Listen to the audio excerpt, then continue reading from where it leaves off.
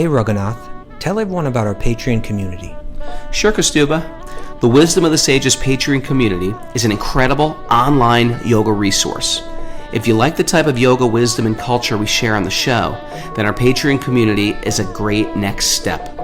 This is a listener-supported podcast, and any level of sponsorship will unlock a wide range of live and archived classes, talks, and even workshops. Raghunath teaches, I teach, and we have a host of other excellent teachers on topics ranging from yoga philosophy, asana classes, storytelling, Ayurveda, kirtan, cooking, meditation, and a lot more. We even have an incredible online Bhakti 12-step recovery group. So if you want to check it out, go to patreon.com/wisdom of the sages. All right, let's get it on. Om Namo Bhagavate Vasudevaya. Om Namo Bhagavate Vasudevaya. Om Namo Bhagavate Vasudevaya.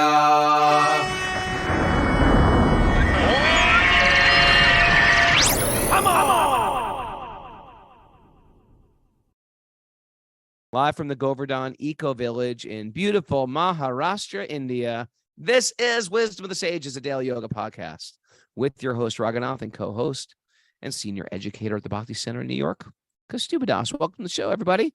Here with Mara, spinning the dials here, keeping notes, keeping our takeaways. Except for today.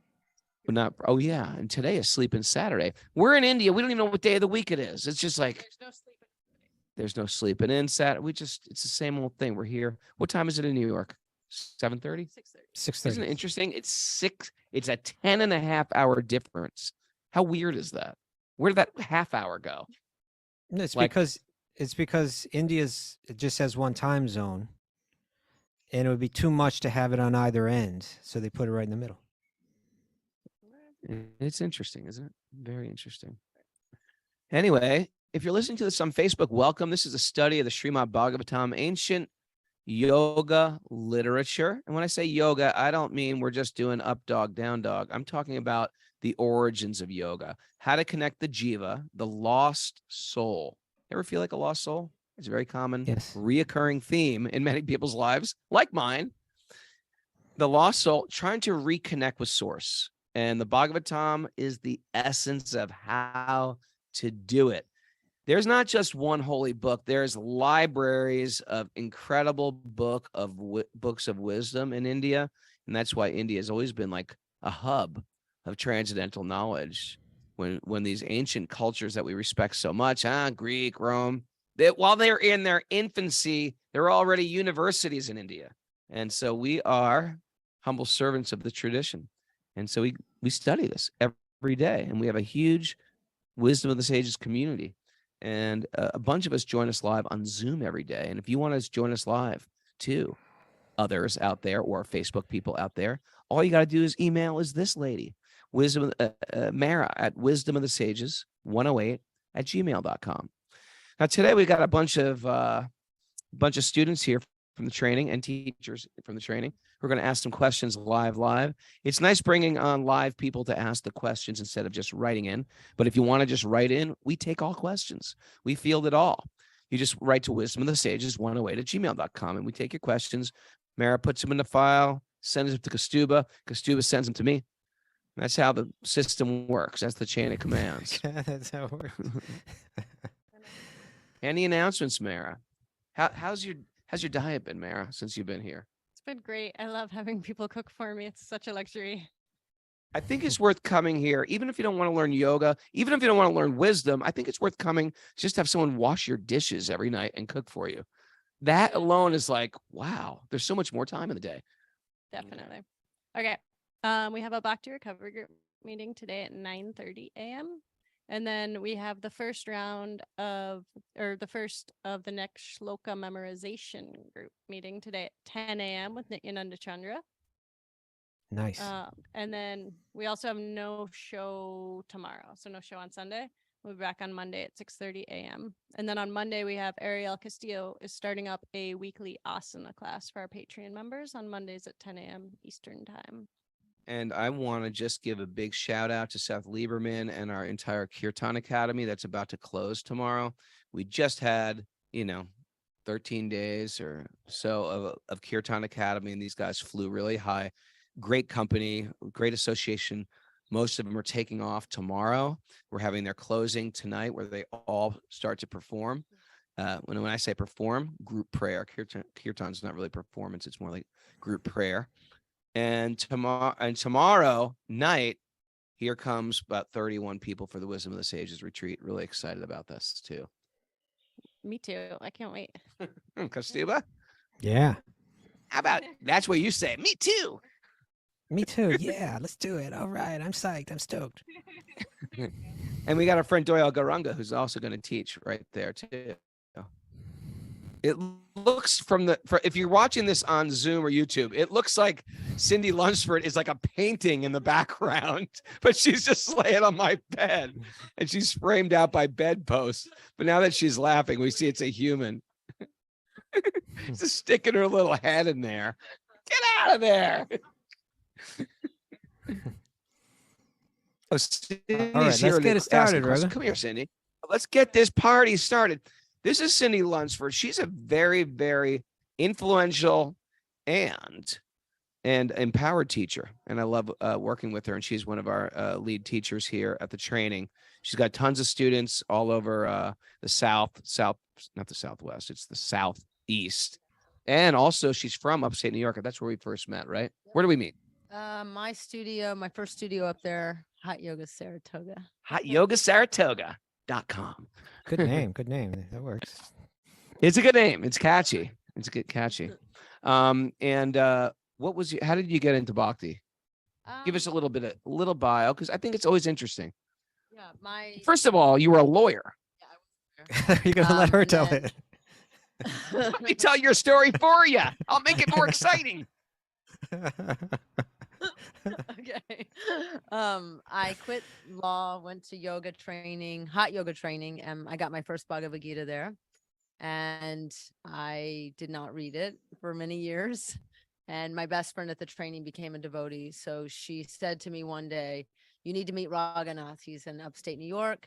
And then somehow we just met through people.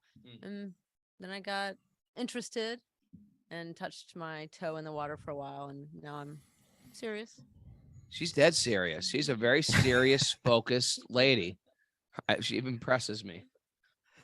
So anyways, but she's got a good question here today.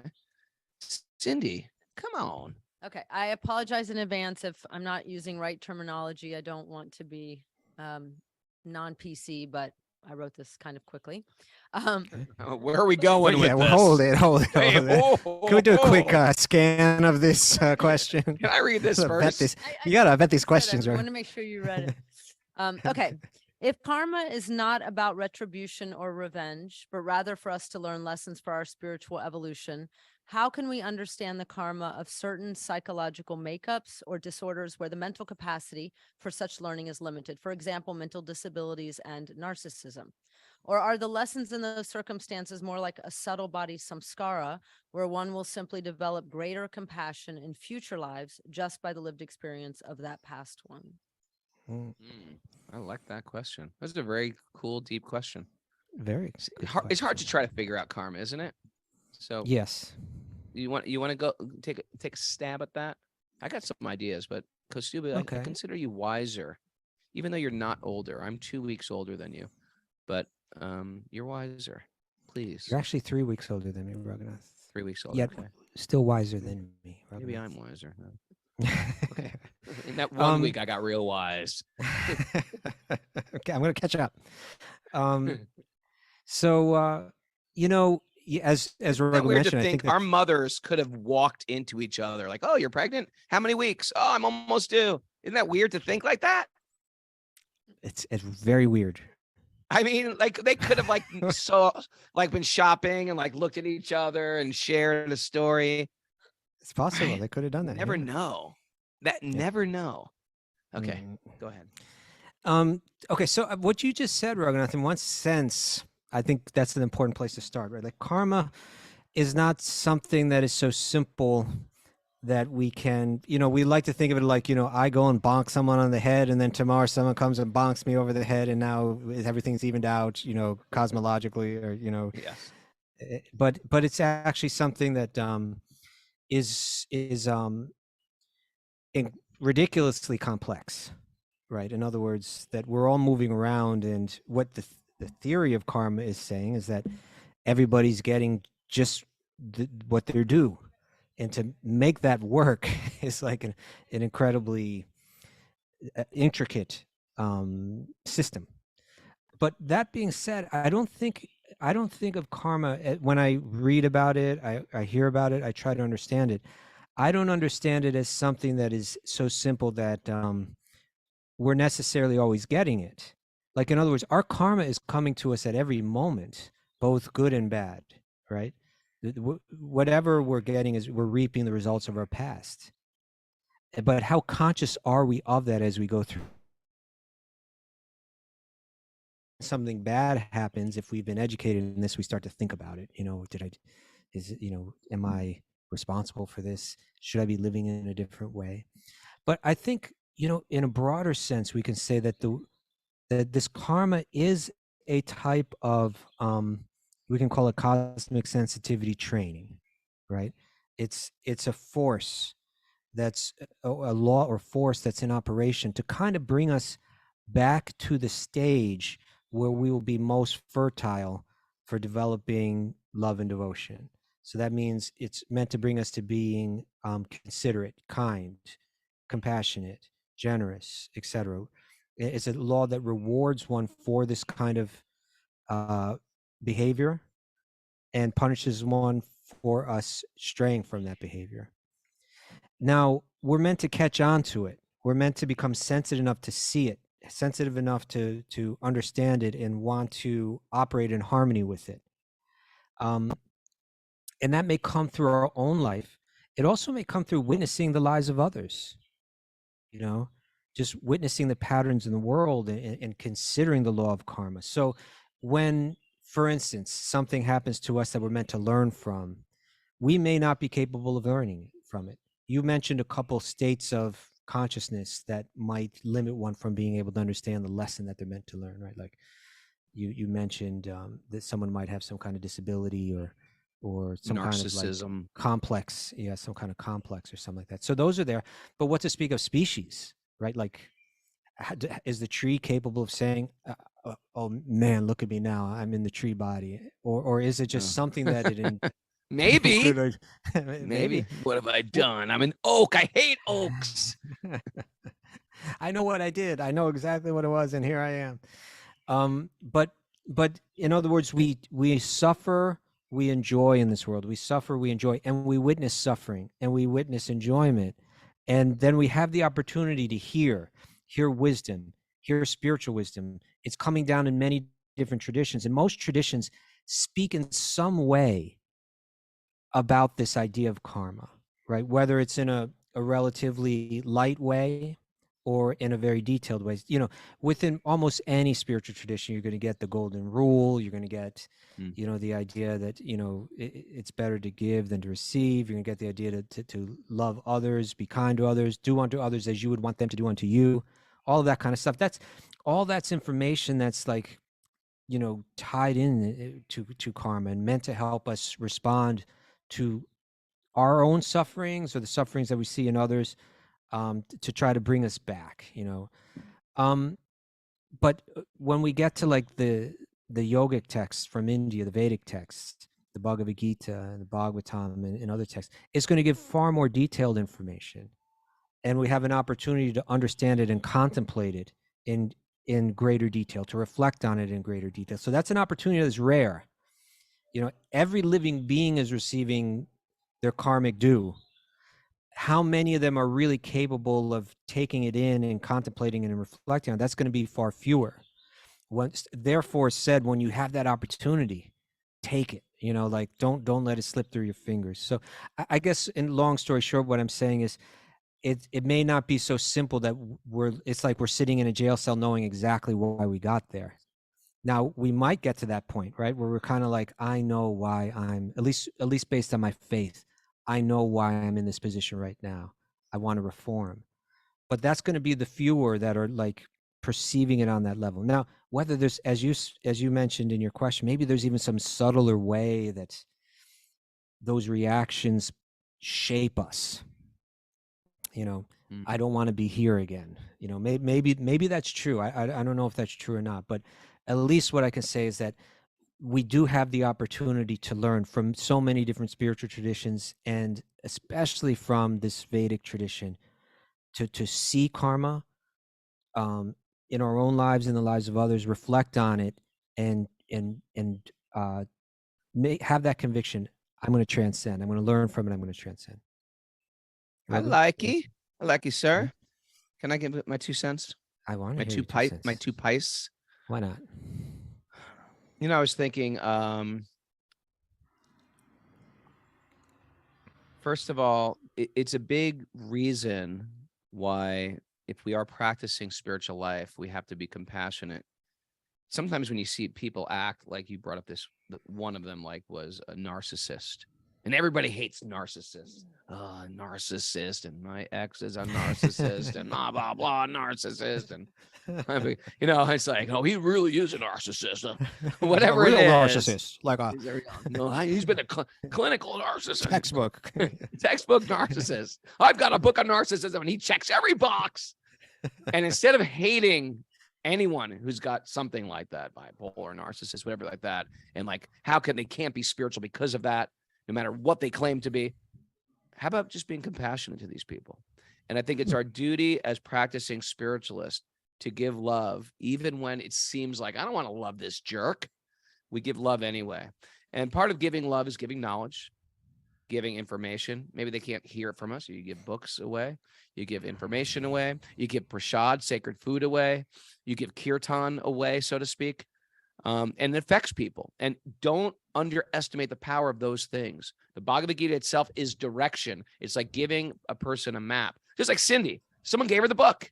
Yep. She had some Krishna guy in her training in Mexico, in a hot yoga training, give her a Bhagavad Gita. And that Bhagavad Gita sat on her shelf while she was, for years, in total, utter Maya. Stretching, sweating, Dating narcissists. dating narcissists. Textbook narcissist. And then one day it went bing, and it popped off that shelf and landed in her hands. Just, maybe I'll read this book.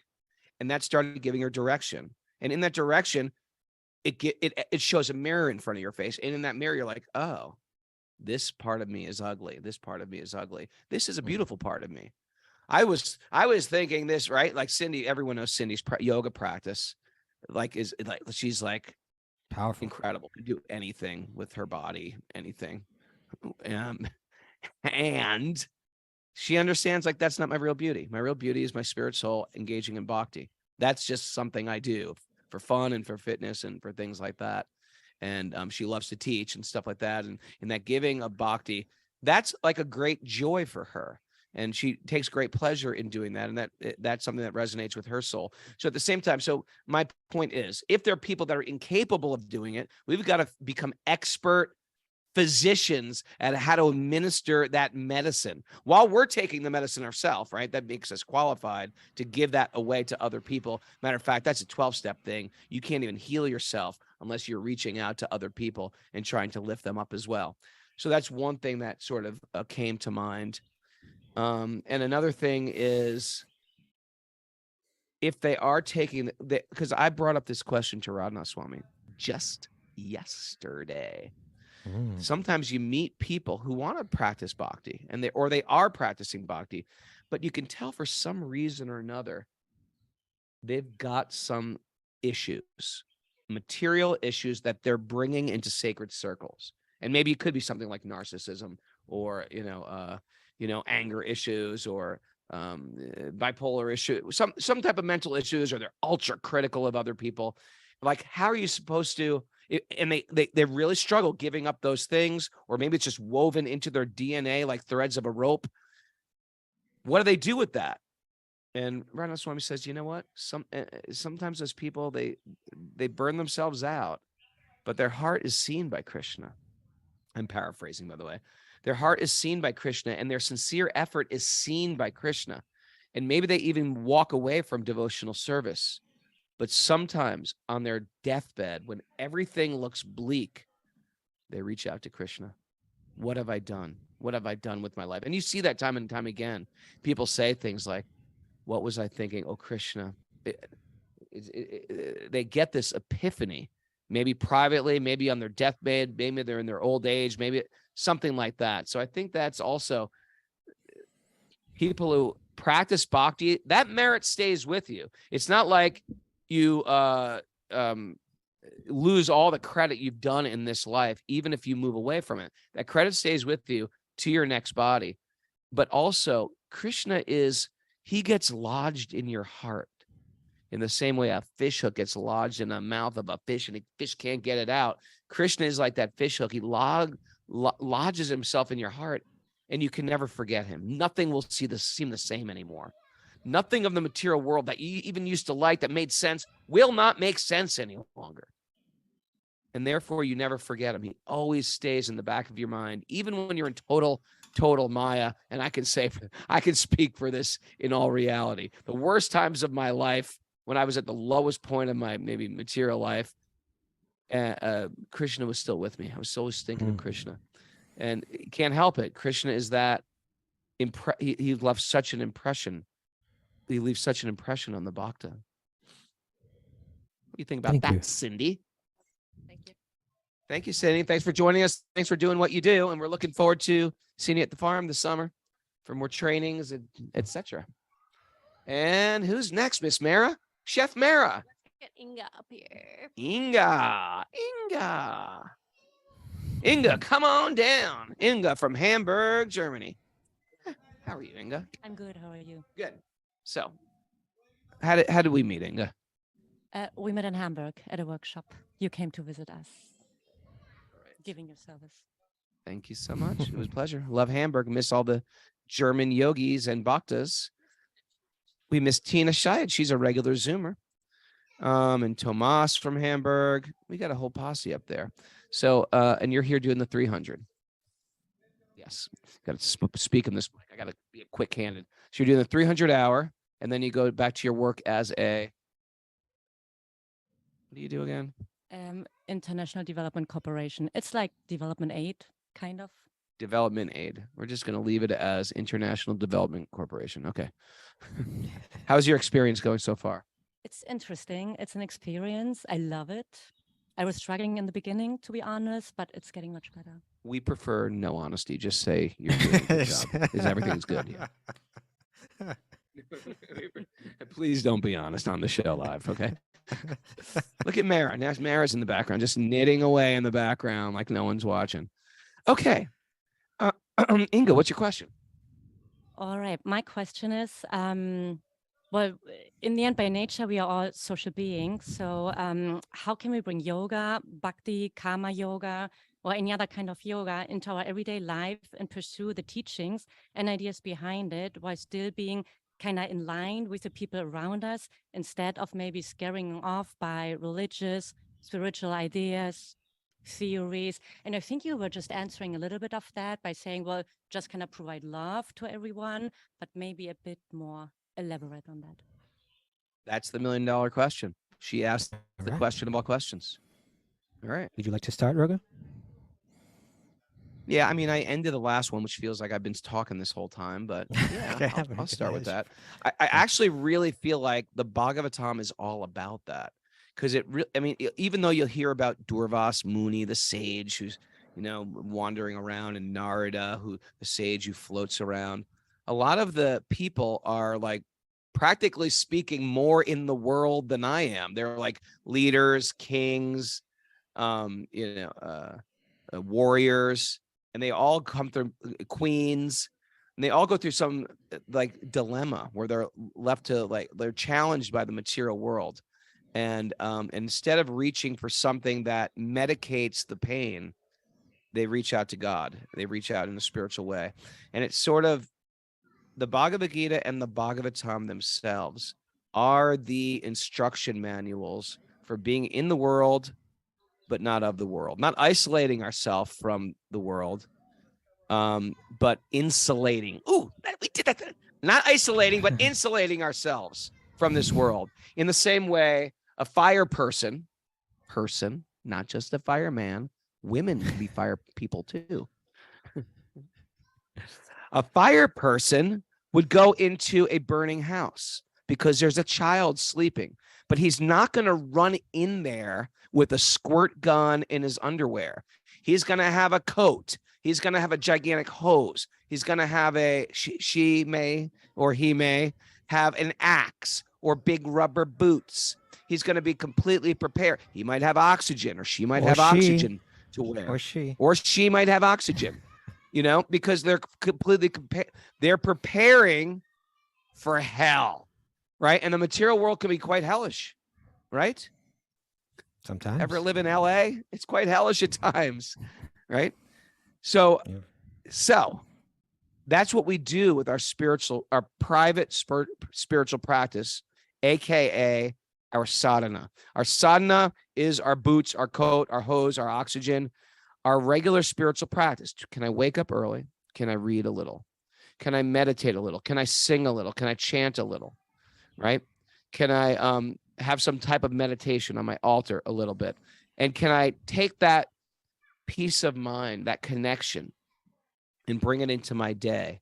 In the same way, a mother cow might be eating grass, but almost like she's always looking at her calf. In the same way she's focusing on eating, part of her attention is always on the calf. Can we go through this world and always have our mind on Krishna, right? And we don't have to be weirdos about it. We don't have to say, hey, why don't you get a Bhagavad Gita? And just freak out everybody in the workplace. You don't have to do that. You can set the example just by being a beautiful person and acting in this world in a noble way, in a kind way. And oftentimes people say, hey, man, what happened? You seem so much different. Well, I've regulated my diet. I don't take intoxicants any longer. And I've just learned. I learned to trust people a little bit more. I extend myself. Because what happens when you start practicing bhakti, you get a little bit more calm, you get a little bit more serene, you get a little bit more blissful. Those small things don't bother you as much. That becomes very attractive. What do you think, Asu? I agree. I've done this before, but I'll do it again. To answer a similar question, sometimes I give the example of my wife, who was a Montessori teacher. In Manhattan, it's like these schools, they cost a fortune to go to, like if you're sending your kid to preschool and it costs like $15,000 a year or something, it's expensive. And what that does is it creates a lot of financial pressure. It's like that. Yeah. In other words, that financial pressure brings with it a lot of pressure in general. Like the parents, they're investing so much, they're very concerned about every detail that's going on. And the pressure from the parents puts a lot of pressure on the management. They're trying to make sure that the parents aren't freaking out. They're taking it out on the teachers, and the teachers are upset with the management. The teachers are upset there was like this triangle, of like parents, teachers, and management that, administration that like are all up, and then that are all at odds with each other.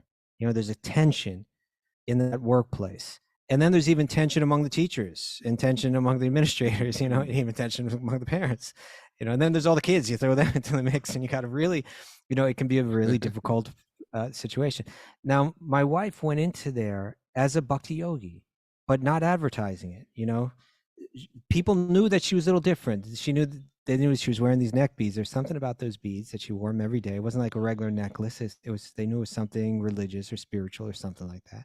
Your wife, your wife looks very normal. Your wife is like Julie Andrews from Sound of Music.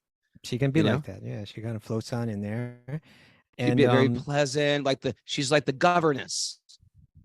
I don't know exactly what a governess is, but she, but what you're saying was true. People could. What? Oh, the government. What, that was for the role that Julie Andrews played.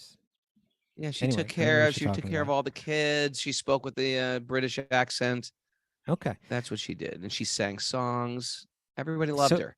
Well, my point is this: is that everyone could sense that there was something special about her, and that there was something spiritual about her. And it wasn't because she was talking about it or pushing it on people, but it was because of the way that she responded to the tensions in the workplace. She never gossiped, even when other people were coming in and kind of stirring up the gossip. She didn't. She just kind of like gently steered around, showed no interest in that kind of thing. And when you people see that, people pick up on that, and they begin to understand this person's trustworthy. You know, they would go to her when they had issues or problems in their life because they saw that there's something, you know, because you see, when you're practicing yoga, you're supposed to develop detachment, right? You're supposed to develop inner happiness. Right? You're supposed to develop equal vision. So that means you're not like equal vision is Samadarshana. It means that you're not judging people based on their externals. It's not like you have favoritism or you're into cliques or anything like that. You kind of like see everybody as a worthy being, you know, as a spiritual being, and people sense that. You know, it may take a little time, but after some time, they begin to sense it. They begin to sense that you're different because you're finding your happiness more from within.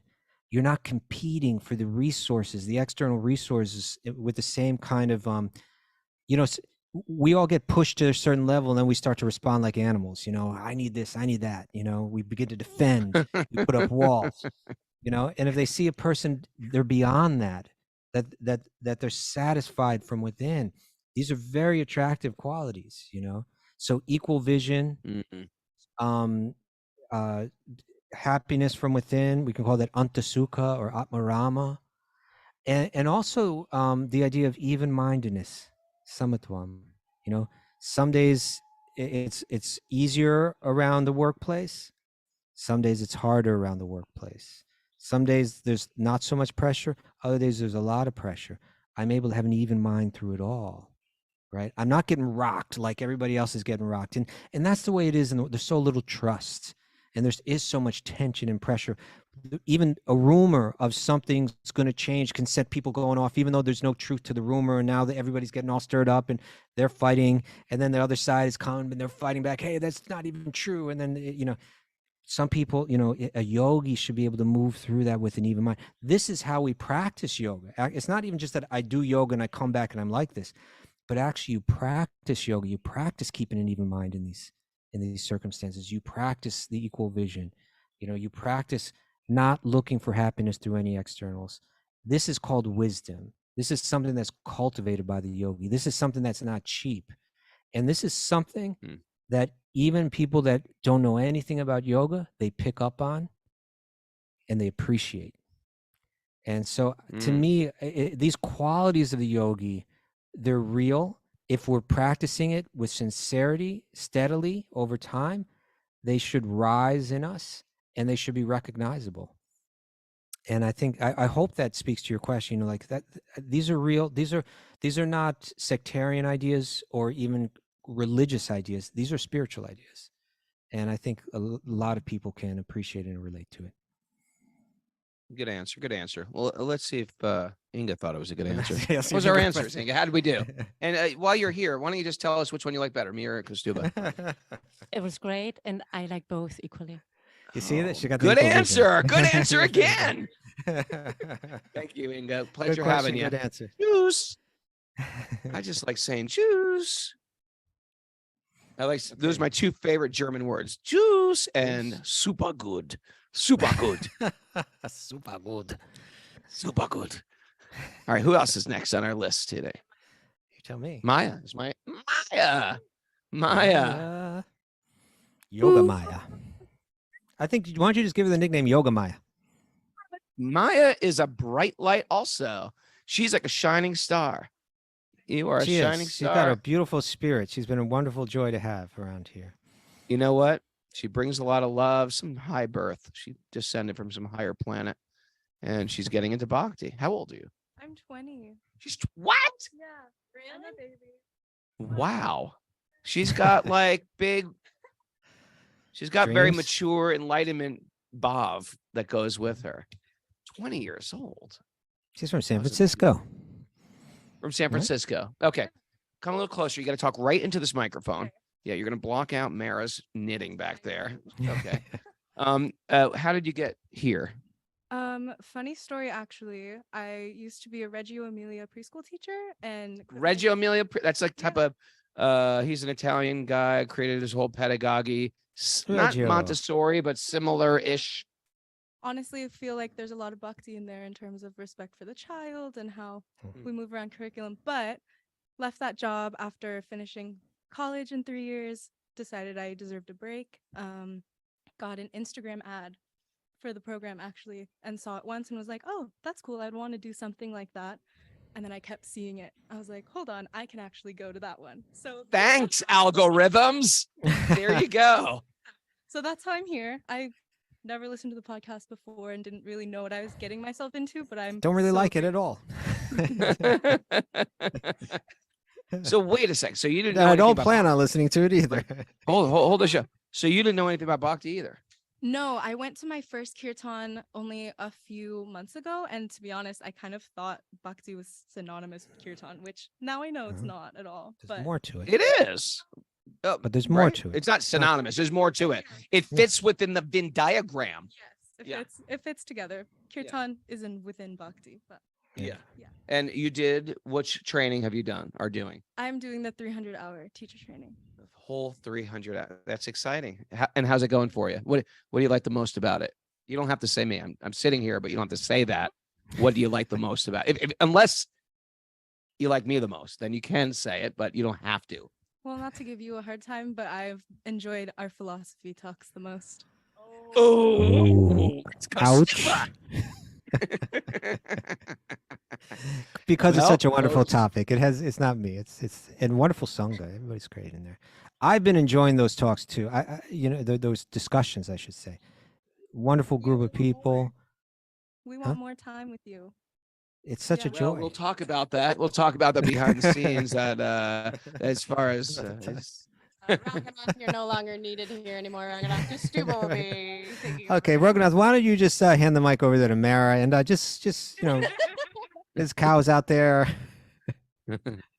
so Kostuba teaches the philosophy part of our 300-hour, and it's taught really in a lovely place. It's like outside. Oh yeah. There's like a miniature temple of the Radha Damodar temple courtyard where there's like the sacred tombs of Rupa Goswami. Now they're not the actual tombs of Rupa Goswami, but they are like replicas built in sandstone. It's Beautiful a replicas. beautiful courtyard, isn't it?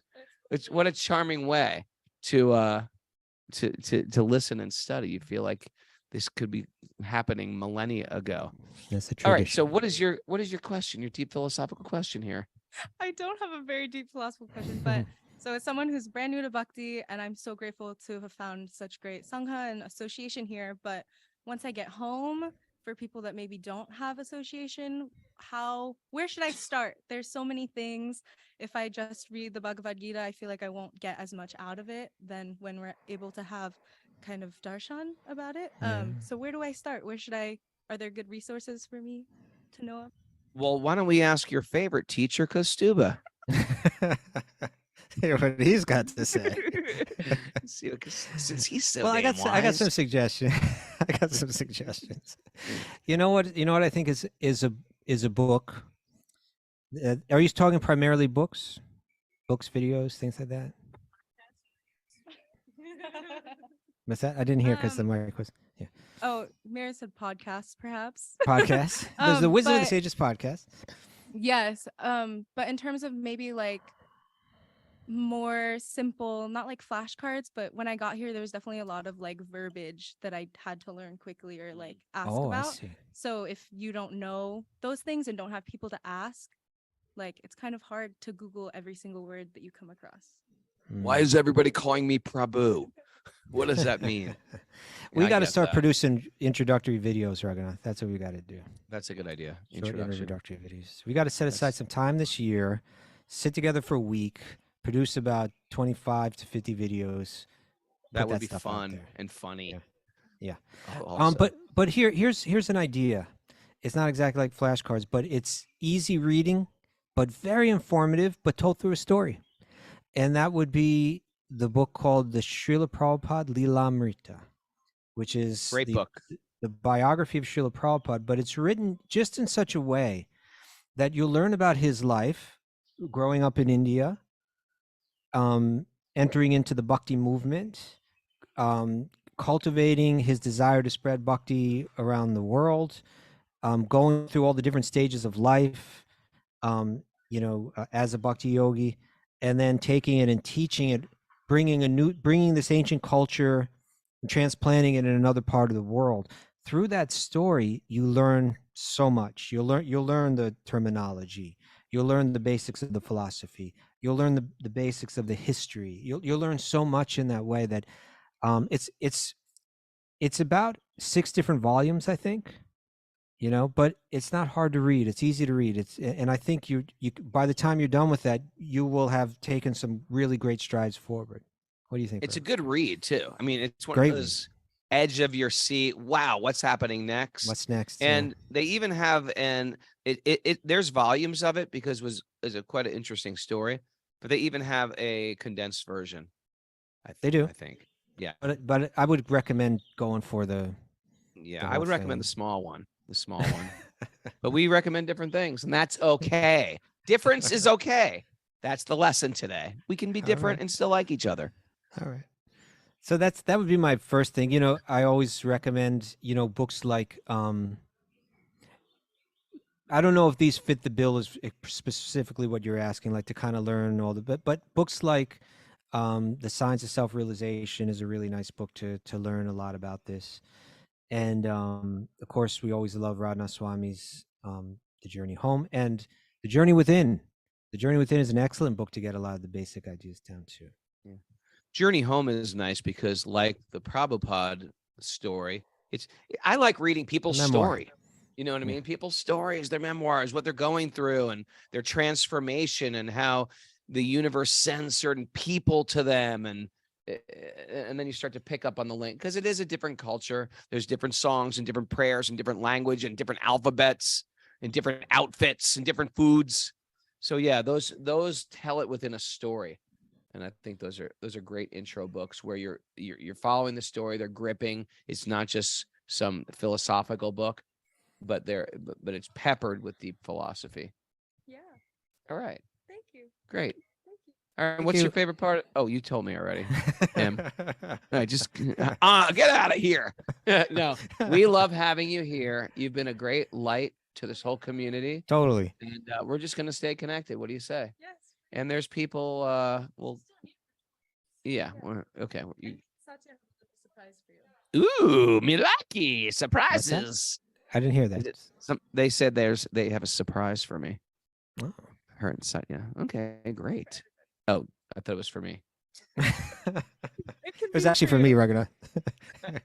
She says, she goes, well, I got a surprise for you. I was like, oh, great. And then she's like, well, it's for everybody. I was like, oh. Really, just for Kastuba. I was going to give it to you to give to Kastuba. Thank you for that surprise for me, for everyone. Okay, Maya, Harry Bull, Harry Krishna. Well, we got another question still. Cindy, bring Cindy back for the last question. I thought we had Katie Wyckoff. Oh, Katie Wyckoff. Where's Is she not there? Oh yeah, she's not here. Okay. Mary, have you got a question?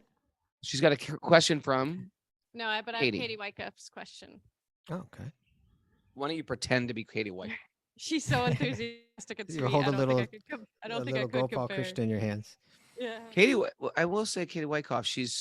I think she's so cool. She's very young, and she's How old is Katie heard. Wyckoff? What's that? How old Who is is she? Katie Wyckoff? How I think old? She's 23, Yeah, I think 23. and she heard me on Joe Rogan, and then started listening to the podcast every day for like 2 years, and never met devotees, never went to a temple, and she just landed in Vrindavan or in Delhi, and her first temple was Toda Gopinath, a famous temple in Puri, and she just saw the deities and broke into tears. She's a very special lady with a very special heart, and I'm like honored to have her. And she got very inspired after pilgrimage, and then she signed up to do the 300-hour too. And it's a real demonstration, and people get touched and moved and inspired, and it changes them, and it fuels them. So, what's your question? So here's her question. She writes, firstly, please accept my humble obeisances and all glories to Srila Prabhupada. Thank you so kindly, Raghu, Kastuba, and all teachers involved in this special training. Earlier in the philosophy talks, Kastuba was explaining how the goal impersonal Mayavadi philosophy is to merge back into the body of Brahman. The personalists believe that we are all souls living in Goloka in the spiritual sky and are in the jailhouse of the material world, leaving our spiritual bodies in a dreamlike state. My question is, where in relation is the body of Brahman in relation to our souls in the spiritual sky? Is the Brahman feature essentially the body of Krishna? Lastly, if merging with Brahman is not the true liberation, then for the individuals that achieve this impersonal liberation, are their souls still in that dreamlike state back in the spiritual sky? Thank you so kindly. Okay. I'm going to pass that one to my good friend Kastuba. It's all you. You know, well, it's our souls are here, right? We're here, right? We're moving through this world, and it's our souls that are animating these bodies. You know, I've heard different explanations of that are we've got a form in the spiritual realm that's almost like asleep, waiting for us to kind of wake up in that realm. And I don't want to speculate on that too much. But regarding, you know, what happens to those yogis who let's call them impersonalists or non-personalists. In other words, their faith in the absolute is not in the personal form of God, but in the Brahman feature, in that divine light, right? That their goal is what's called moksha. The goal of the Bhakti yogis is divine love, right? That we have a relationship, that I am an individual eternally, God is an individual eternally, we're all individuals eternally. And in our perfection, we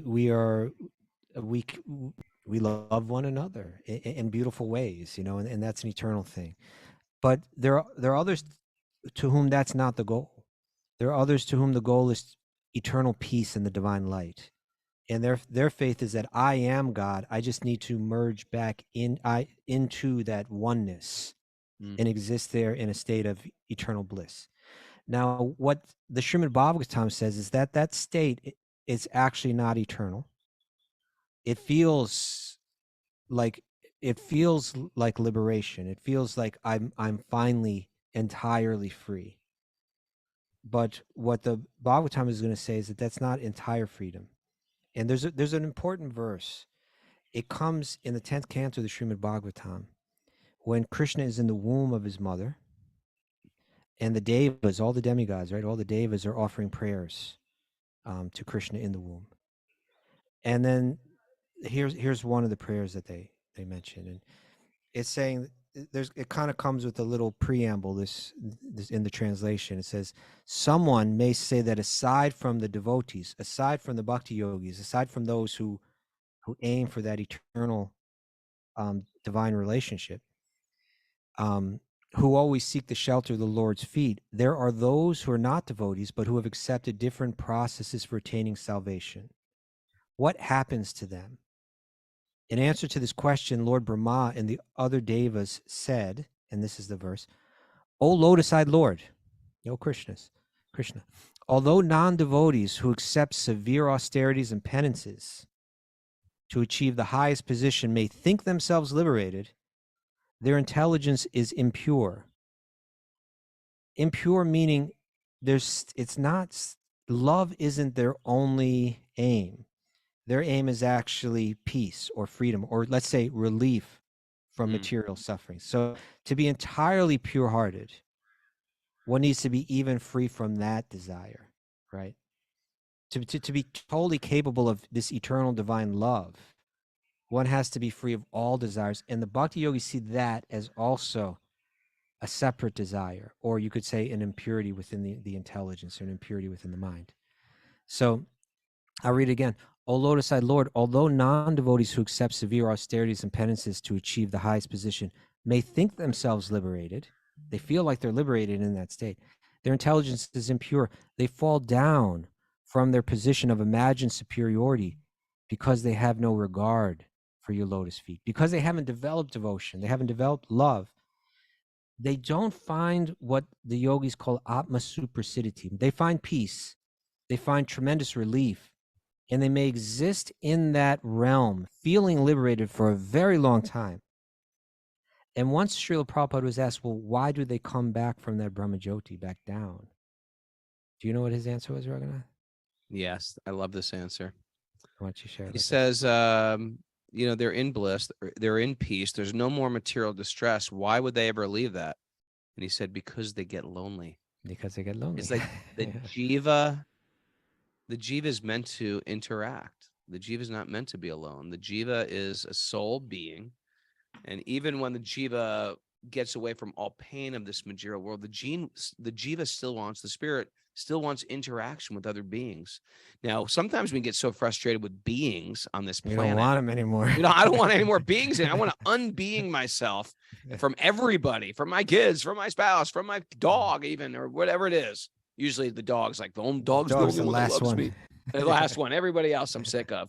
Dog never talks You back. do hear that from people a lot, right? Like, I like animals. Yeah. I'm sick of humans, right? Yeah, this is because it's yeah. not as complicated to it's like, deal with them. They'll do whatever you say because you feed them. But exactly.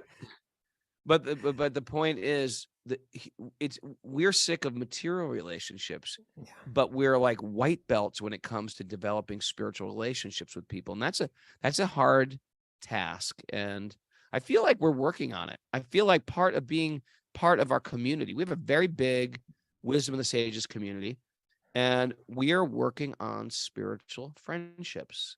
And I think a big part of that is like those pillars of bhakti we teach of, you don't criticize people. You don't, you see good in other people. You let them know about it. You don't take offense so easily. Just like ways to lubricate social dealings so we can have friendships that lift us higher, because the soul wants friends, believe it or not. You might have a friend, a girlfriend or boyfriend that betrayed you, or a bad marriage or a bad friendship, or the soul still wants that. So you can't escape relationships, even if you reach this so-called impersonal perfection. It's not perfect. There you go. There you go. What do you think about that? I think you hit the nail on the head, Raghunath. And with that, it's time. It is time. Look, Mara's knitting faster. As you play that music, it goes do, do, do, do, do, do, do, do. Knit one, purl two, knit one, purl two. You didn't think I knew knitting mantras? I do. I do know your secret knitting mantras. Well, we are about to go to the graduation of the Kirtan Academy, where all the new graduates are going to sing, and I'm really excited for that tonight. That's sort of like my night off. Why don't you come? Are you coming? where is that? Stuba? It's in Barshana. Okay, I'm going to come. I have a lot of rounds to chant today somehow still, but I'll find a way to. How? I was teaching. I was speaking to people. I was doing some preparation. What do you think Can I you do? get your priorities straight, sir? Think I just lie around eating Mohan Tal all day or something? What? Are you insinuating I'm sitting around eating sweets? Not at all. It had nothing to do with you, Raghunath. That was. All right. Well, it is up on the beautiful hill, Barshana Temple, and I love that place, and I'm looking forward to it. I'm looking forward to hearing them all. I'm gonna go jump in a nice, cool shower, and then throw my dhoti on, and then run up there. Bring some Mohan Tal for me. Yeah, and thanks everybody for joining us on Facebook. We do this every day. Remember, reach out to this lady,